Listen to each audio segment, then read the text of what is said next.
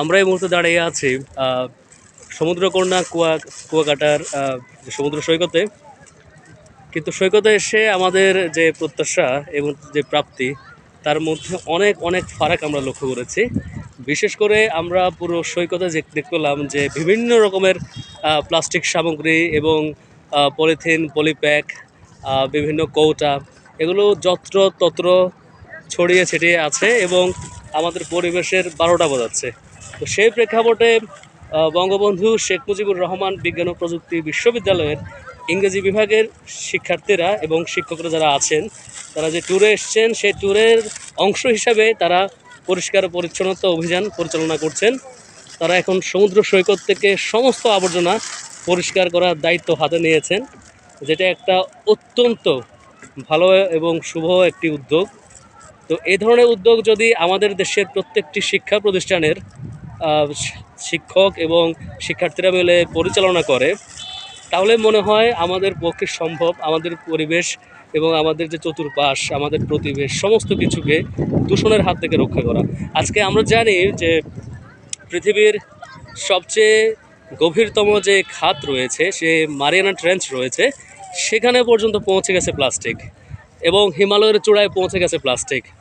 কাজে দেখা যাচ্ছে প্লাস্টিকের যে এখন সর্বব্যাপী উপস্থিতি, তা মানব স্বাস্থ্য এবং পরিবেশ প্রতিবেশের জন্য মারাত্মক ঝুঁকিপূর্ণ এবং হুমকি। কাজেই এটা থেকে আমাদের পৃথিবীকে রক্ষা করার জন্য সবচাইতে যারা এগিয়ে আসতে পারে তারা হচ্ছে তরুণ সমাজ, শিক্ষার্থী, শিক্ষক এবং বুদ্ধিজীবী সমাজ।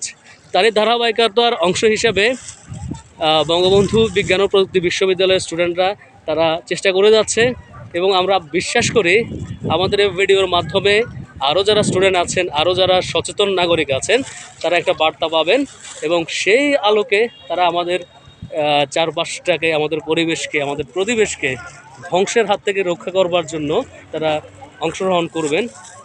তো সেই আশাবাদ আমাদের রয়েছে। আমরা দেখতে পাচ্ছি আমাদের চারপাশে সারা বাংলাদেশ থেকে এবং হয়তো দেশের বাইরে থেকেও অনেক পর্যটক এসেছেন এবং তারা আনন্দ উপভোগ করছেন যে যার মতো করে।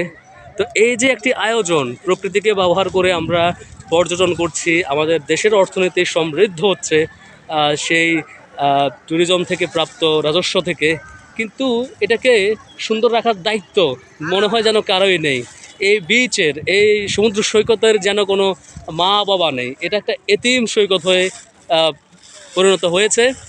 আর মানুষজন আসছে যাচ্ছে, আর আমাদের বাঙালিদের মধ্যে একটা যাচ্ছে তাই প্রবণতা রয়েছে। তারা যে কোনো জায়গায় যে কোনো জিনিস ফেলছেন, কোথায় ফেললে উচিত হবে, কোথায় ফেললে উচিত হবে না, এই বোধটাই যেন আমাদের বাঙালি সমাজের মধ্যে উপস্থিত নেই।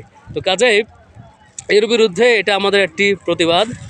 আমরা আশা করব যারা এই ভিডিওটি দেখবেন তারা আমাদের কাছ থেকে অনুপ্রাণিত হবেন এবং এই ধরনের শুভ কাজে আপনারা সাড়া দেবেন।